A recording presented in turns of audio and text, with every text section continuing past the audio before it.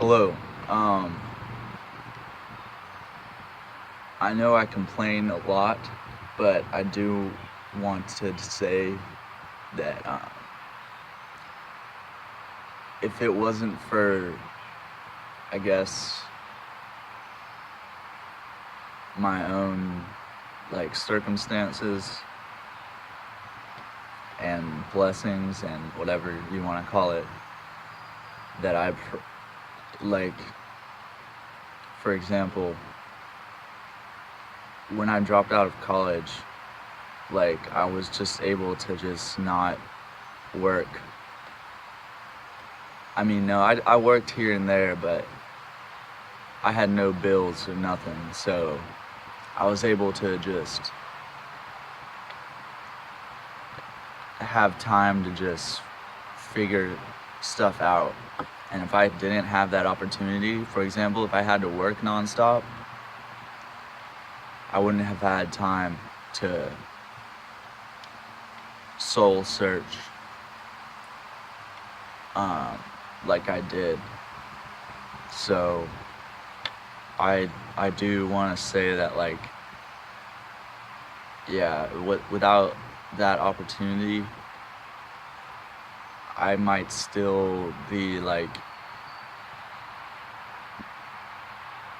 the depressed teenager that I was during high school, and that I still am to a great extent. But I may not have been able to make much progress on that at all if I had to work constantly, or if my parents had just said, no, you have to stay in school, because I only did a semester of college before dropping out. And this might sound a little crazy, but I was thinking about dropping out because I just didn't feel like I was learning anything that I wanted to learn.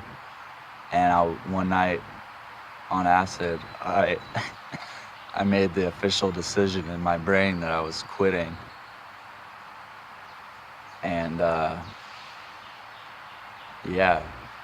that was the night I made the decision. Or I think I made it during the day, dude. I think I was tripping during the day. I think I tried to go to class, but I couldn't sit still. Yeah, so that happened. But yeah, I wasn't ready for college. I mean, I'm glad I had that. I probably learned what I didn't want. I didn't want to be at a big school. Every class was just memorizing stuff and spitting it back out on the test. And nothing was really that interesting. And I didn't know what I wanted to do. I would go to class, get the grades. I've always done good in school, but at night I would just go to the library and just read about spirituality and environmental issues and nutrition, which are all related, I believe. People always talk about your body as a temple, that's a spiritual belief. Okay, well, if that's true, then you need to be focusing on nutrition. Okay, well, if that's true, then you need to be focusing on the environment, because you can only get good nutrition if you have healthy soil, and you can only get healthy soil if you have clean water. So it's all connected: spirituality, nutrition, and protecting the environment. And growing food, I was really learning about that too. And during my time where I was not working or in school, I was I had this little garden back here.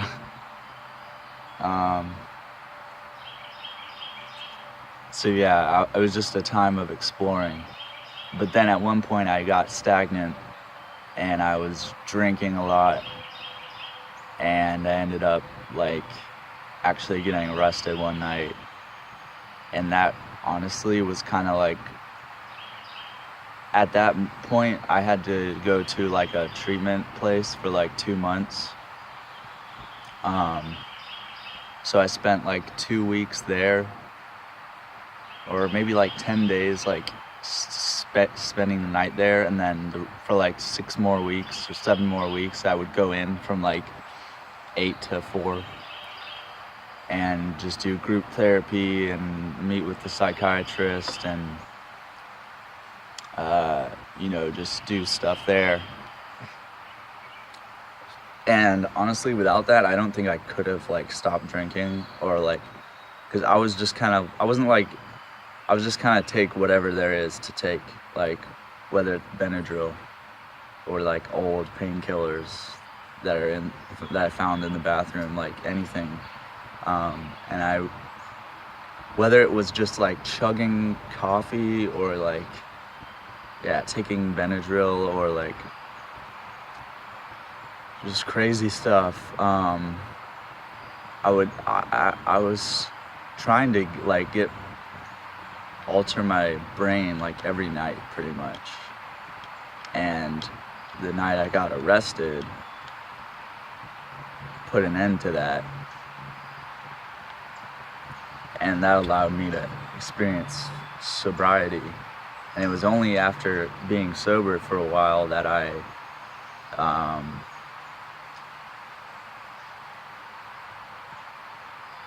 got like my first like legit job, like my first job where I had to like send in an application and like call and like do all that thing and wear a uniform and and that was Papa John's. And I did that for a year and a half. And then, see, here's another thing. I had another 6 months in between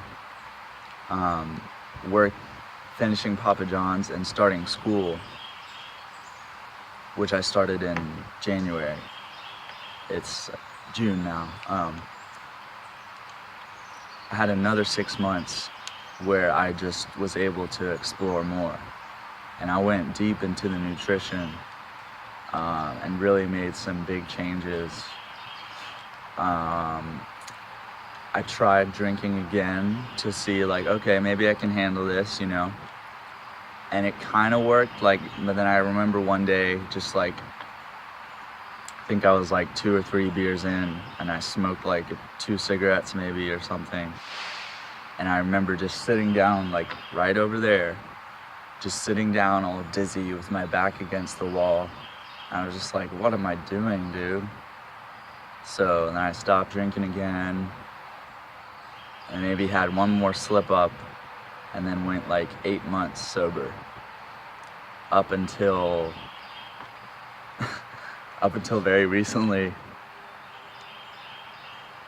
And then I drank again, and then quickly I realized that I couldn't do it again, and then I went a couple more weeks, and then like 2 weeks ago I drank again.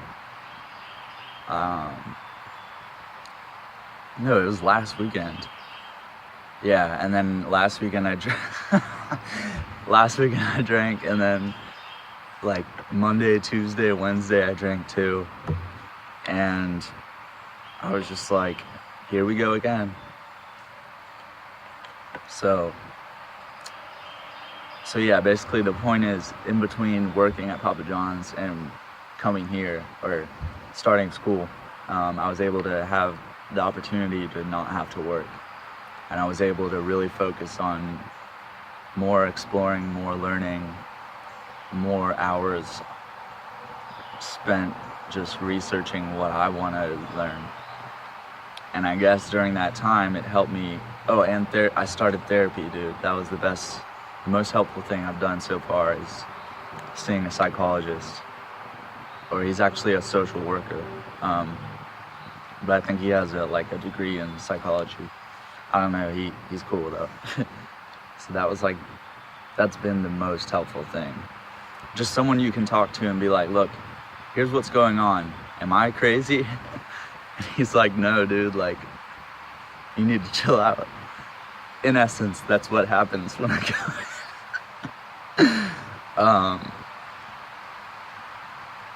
But yeah, if I had to work nonstop, if I had a ton of bills, if my parents said, no, you're not allowed to live in our house, then maybe I wouldn't have had the time to explore more.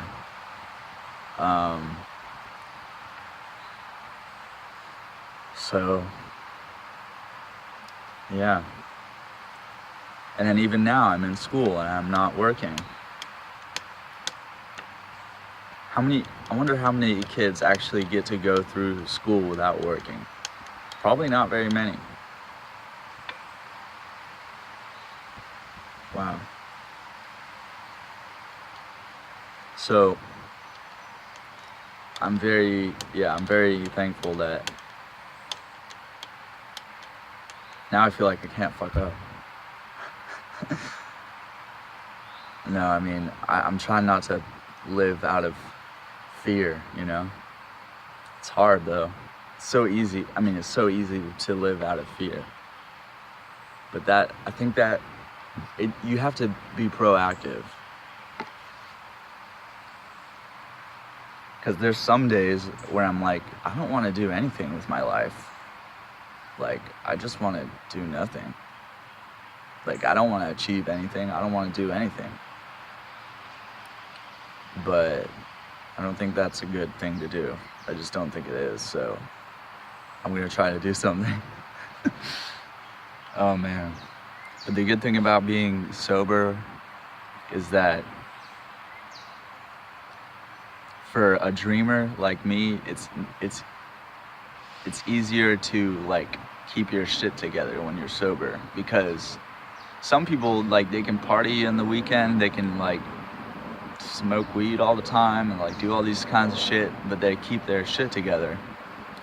I'm the kind of person who, like, if I smoke weed or something, get real high, I'll have this idea of like, I don't know, some idea, and I'll just think about that obsessively for like 2 weeks. And 2 weeks have gone by and I haven't been like taking care of business, you know. I've been taking care of what needs to happen for me to like, I think you know what I mean if you're watching this. Like, yeah, I mean, I'm a dreamer, I'm a thinker. So like, if I get a good idea in my head and maybe I'm a little bit high, then I'll just be like, I'll go all in and be like, oh, this is it. And then like life will just like beat that idea out of me slowly and painfully. And then I'll look at myself in the mirror one day and be like, fuck, my shit is all over the place. I need to get my shit together. So get your shit together. No, yeah, I mean, just, I don't know. I don't have advice for you. You're looking at advice from me? All right, that's the end. The end. That's the magnum opus. That is the cherry on the cake. That's the cream of the crop. That's the tippity top of the mountain.